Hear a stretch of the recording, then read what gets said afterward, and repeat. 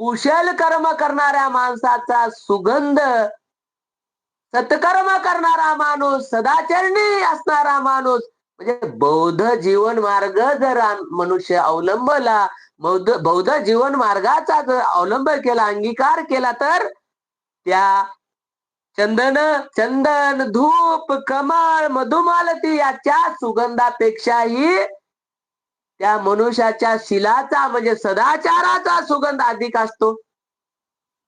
का? चंदनचा सुगंध, चंदन समजा चंदनवर लाकूड आहे, चंदनाचं लाकूड आपण आता या ठिकाणी एक अगरबत्ती समजू, चंदनाची अगरबत्ती या ठिकाणी जाळलं तर चंदनाच्या अगरबत्तीचा सुगंध कुठपर्यंत जाईल हो?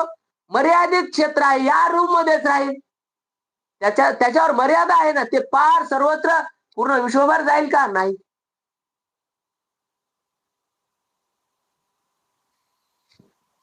मग